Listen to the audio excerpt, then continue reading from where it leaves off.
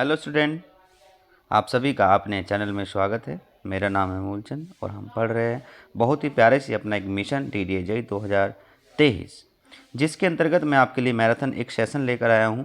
जो अभी एग्ज़ाम आपके DDA डेवलपमेंट अथॉरिटी के जो एग्ज़ाम चल रहे हैं वो ज़बरदस्त तरीके से सारे एनालिसिस करके और साथ में जितने भी प्रीवियस ईयर क्वेश्चन के बार बार रिपीट हो रहे हैं वो सभी आपके बीच में लेकर आ रहा हूँ। एक सीरीज़ मैंने चला रखी है जिसमें लगभग मैं आपको 500 क्वेश्चन चलाने वाला हूँ। उस सीरीज़ का आज तीसरा हमारा पार्ट चल रहा है, जिसके अंदर आपका जीके और जीएस का फिजिक्स, बायोलॉजी और केमिस्ट्री के बार बार पूछे जाने वाले प्रश्न मैं आपके बीच में लेकर आया हूं, जो आगामी परीक्षा में 100% प्रश्न आने की संभावना रहने वाली है। तो चलिए दोस्तों, क्वेश्चन अपना पहला क्वेश्चन आपके बीच में लेकर आया हूं। क्वेश्चन नंबर पहला है, एक कोशिका में DNA है। तो याद रखिएगा दोस्तों, वो क्या होता है, एक कोशिका में जो DNA होता है वो एक क्या होता है, न्यूक्लिक अम्ल होता है। क्या होता है दोस्तों, न्यूक्लिक अम्ल होता है। आगे बढ़ेंगे, क्वेश्चन नंबर 2। टाइम का बिल्कुल हमें बहुत ज़्यादा ध्यान रखना है और अपने सीरीज़ को बहुत तेज़ी के साथ में आगे तरफ बढ़ा के लेके जाना है, क्योंकि टाइम कम रह रहा है। तीनों शिफ्ट में पेपर आपके DDA के चल रहे हैं। तो एक बार सभी बच्चे जितने बच्चे में वॉचिंग कर रहे हैं वो सारे बच्चे एक बार अपनी सीरीज़ को देखकर तब एग्ज़ाम सेंटर में जाएंगे, तो देखेंगे कि हमको इसी तरह के क्वेश्चन आपको देखने के लिए मिल रहे हैं। चलिए, जीवधारियों में संरचनात्मक तथा क्रियात्मक इकाई है, तो दोस्तों वो क्या होती है, वो हमारी होती है कोशिका। तो क्वेश्चन नंबर 2 का ए ऑप्शन इज करेक्ट आपका हो जाता है। आगे बढ़ेंगे, क्वेश्चन नंबर 3।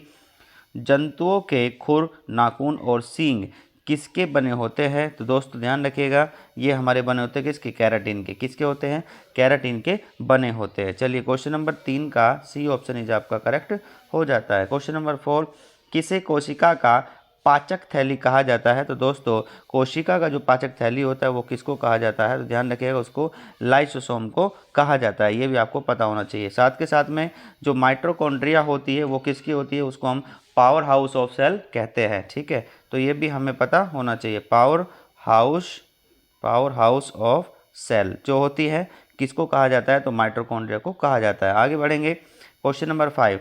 ग्लूकोज एक प्रकार का होता है। दोस्तों, ग्लूकोज एक प्रकार का क्या होता है? तो वो होता है हमारा क्या होता है, हेक्सोज शर्करा होता है। ये भी आपको पता होना चाहिए। दोस्तों आगे बढ़ेंगे, बहुत तेज़ी के साथ में क्वेश्चन को रिपीट कर रहा हूँ क्योंकि ये मैराथन सेशन हमारा चल रहा है। तो क्वेश्चन नंबर 6, इनमें से कौन सा जोड़ा सही सुम्मिलित नहीं है? अति महत्वपूर्ण स्टार बना के नोट करके आप लिख लीजिएगा दोस्तों, ये क्वेश्चन यहाँ से आने वाला है। तो याद रखिएगा, जो विटामिन होता है ये कहाँ से आपको मिलता है, इसका जो केमिकल नेम होता है वो क्या होता है? याद रखिएगा, पायरिडॉक्सिन होता है। दूसरा, विटामिन सी का क्या होता है? एस्कॉर्बिक एसिड होता है। और विटामिन ई का क्या होता है? अल्फा टैकोफेर होता है। लेकिन विटामिन ए का नाम क्या होता है दोस्तों? वो होता है रेटिनॉल। क्या होता है?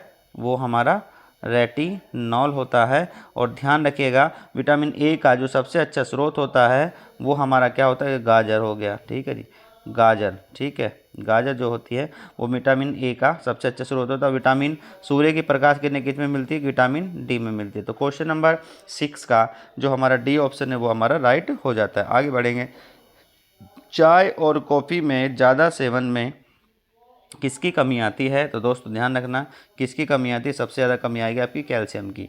याद रखिएगा, जितना ज़्यादा चाय पियोगे, कॉफ़ी पियोगे, तो उसका जितना ज़्यादा सेवन करोगे तो हमारी बॉडी में कैल्शियम की कमी होने वाली होती है। उस विटामिन का नाम बताइए जिसे किसी भी पशु खाद्य में नहीं पाया जाता है, नहीं डाला जाता है। दोस्तों ध्यान रखना, वो होता है हमारा कौन? Vitamin C. Vitamin C. और विटामिन सी किस में होता है? तो दोस्तों याद रखिएगा, ये पानी में घुलनशील होता है। किस में? पानी में घुलनशील होता है। दोस्तों याद रखिएगा, ठीक है। और विटामिन सी का नाम क्या होता है? क्या होता है रासायनिक नाम? इसका हम क्या कहते हैं? एस्कॉर्बिक एसिड कहते हैं। आगे बढ़ेंगे दोस्तों, क्वेश्चन नंबर 9। इनमें से कौन विटामिन ई का अच्छा स्रोत है? दोस्तों ध्यान रखने का, इसका सबसे अच्छा स्रोत हमारा क्या होता है? ताज़ा सब्जी होती है, या फिर हमारे कुछ क्या होते हैं, कुछ हमारे बीज होते हैं, वो भी हमारे लिए विटामिन ए का क्या होता है? विटामिन ई की सबसे अच्छा स्रोत होता है। याद रखना, विटामिन ई की कमी से आदमी के अंदर क्या होने लगता है? बांझपन की आने की संभावना हो जाती है। आगे बढ़ेंगे, विटामिन बी की कमी से होता है। दोस्तों याद रखना, विटामिन बी की कमी से कौन सा रोग होता है? तो वो रोग होता है हमारा कौन सा? बेरी रोग होता है। आगे बढ़ेंगे दोस्तों, क्वेश्चन नंबर 11। गाजर कौन से विटामिन का मुख्य स्रोत है, जैसे मैंने आपको बताया था अभी, गाजर जो होता है किस विटामिन का मुख्य स्रोत है दोस्तों, याद रखिएगा वो विटामिन होता है हमारा ए। तो ये भी आपको पता होना चाहिए। आगे बढ़ेंगे, अमीनो अम्ल किसके संश्लेषण के लिए आवश्यक है दोस्तों, याद रखना अमीनो अम्ल, इससे पहले जो सीरीज थी मैंने आपको कराया था प्रोटीन के छोटे बच्चे के लिए, 14 साल तक के बच्चे के लिए सबसे ज़्यादा क्या जरूरत है, प्रोटीन, और प्रोटीन का दूसरा नाम क्या होता है, संश्लेषण होता है अमीनो अम्ल का होता है। तो इसका सही आंसर हमारा क्या हो गया, प्रोटीन, इसका सही आंसर हो जाता है। आगे, सब्जियां खराब होती है क्योंकि उनमें किसकी मात्रा अधिक होती है दोस्तों, याद रख रहे हो उसकी मात्रा किसकी होती है, जल की मात्रा किसी भी सब्जी में जितनी ज़्यादा होगी तो वो उतनी खराब होने की संभावना ज़्यादा होती है, लगभग कितने 85%, कितने 85% होती है लगभग। ठीक है, चलिए आगे बढ़ेंगे। खट्टे दूध में होता है तो दोस्तों याद रखें, खट्टे दूध में क्या होता है, लैक्टिक अम्ल पाया जाता है। तो खट्टे दूध में क्या होता है, लैक्टिक अम्ल पाया जाता है। आगे बढ़ेंगे, क्वेश्चन नंबर 15, रक्त में ऑक्सीजन का परिवहन किसकी सहायता से होता है दोस्तों, वो होता है किसके किसके एरेथ्रोसाइड की वजह से होता है। ये भी आपको पता होना चाहिए, एरेथ्रोसाइड्स की वजह से ये होता है। तो सही ऑप्शन इसका क्या होता है, एरेथ्रोसाइड का दूसरा नाम क्या होता है, ये होता है आरबीसी। क्या होता है, आरबीसी, इसका रेड ब्लड सेल इसका दूसरा नाम होता है। बिल्कुल सही बात है। आगे बढ़ेंगे, क्वेश्चन नंबर 14, सामान्य मानव शरीर का लगभग कितने भाग ऑक्सीजन तत्व से बना होता है दोस्तों, याद रखिएगा लगभग कितना होता है, 65%। यह भी आपको ध्यान रखना, मानव शरीर का लगभग कितने भाग ऑक्सीजन तत्व से बना होता है, तो लगभग 65% ऑक्सीजन भाग से बना होता है। अगला, शीतकाल में हेड पंप का पानी गर्म होता है क्योंकि दोस्तों याद रखिएगा, अति महत्वपूर्ण, जब भी इस तरह से आपको क्वेश्चन दिखने वाले हैं वो क्वेश्चन ज़्यादा बच्चे क्या होगा, कंफ्यूज रहेंगे, और इसीलिए स्टार बना के मैं आपके लिए क्वेश्चन लेकर आया हूँ। ध्यान रखिएगा कि ठंड के समय में जो क्या होता है, भीतर पृथ्वी के नीचे क्या होता है, तापमान में वृद्धि हो जाती है। बस इतना ध्यान रखिएगा, उसी से क्वेश्चन हमको समझ जाएंगे। तो मैं कहना चाह रहा हूँ, पृथ्वी के भीतर तापमान, यानी कि तापमान वायुमंडल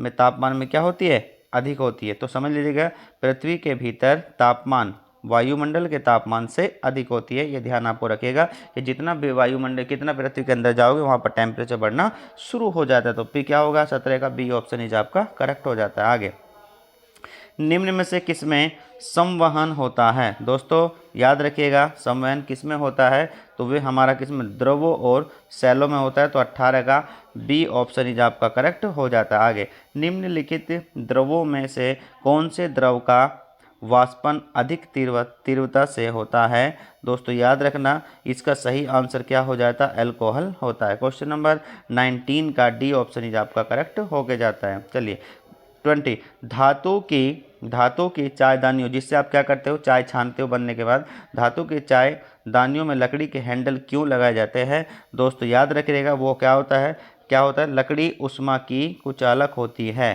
तो ये भी ध्यान रखना, लकड़ी उष्मा की क्या होती है, कुचालक होती है। आगे बढ़ेंगे, निम्नलिखित उष्मा का अच्छा चालक लेकिन विद्युत का खराब चालक होता है।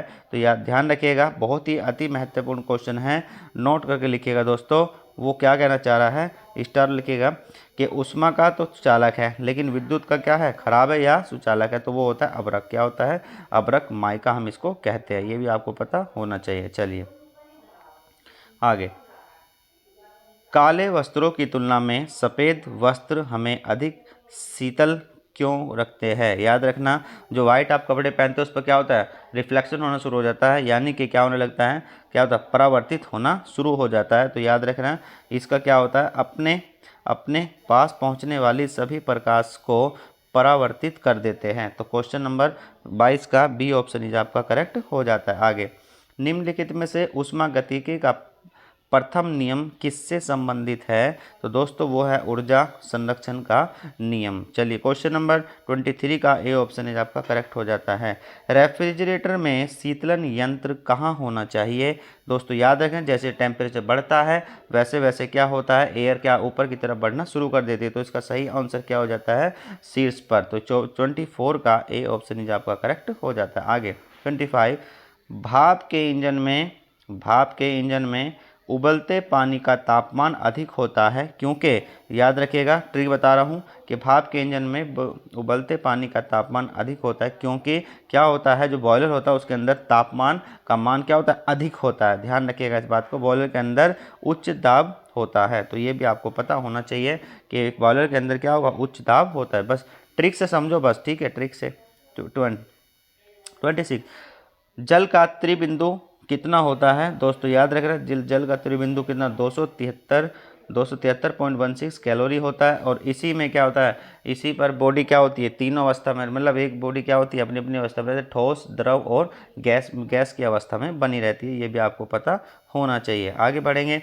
आसूत जल का हिमांक कितना होता है दोस्तों, याद रखना, आसूत जल का, डिस्टिल वाटर का क्या होता है, हिमांक कितना होता है, तो याद रखना 0 डिग्री सेल्सियस होता है। आगे बढ़ेंगे। आधुनिक आवर्त सारणी द्वारा प्रस्तावित की गई, आधुनिक अगर क्या पूछ रहा है आपसे, आधुनिक आवर्त सारणी पूछ रहा है, तो इसको देने वाला कौन है, मेंडलीफ। कौन है, इसको देने वाला मेंडलीफ है। आगे बढ़ेंगे। भूपटल का प्रमुख भाग मुख्यतः निर्मित होता है दोस्तों, याद रखना, भूपटल का जो प्रमुख भाग मुख्यतः निर्मित होता है वो किसकी वजह से होता है, ऑक्सीजन और सिलिकॉन से। किसकी वजह से, ऑक्सीजन और सिलिकॉन से होता है। ये भी आपको ध्यान रखना। क्वेश्चन नंबर 30, भूपटल में सबसे प्रचुर मात्रा में मिलने वाली धातु, याद रखिएगा दोस्तों, वो है कितनी, लगभग कितनी होती है, एल्यूमिनियम कितनी होती है, 8.4।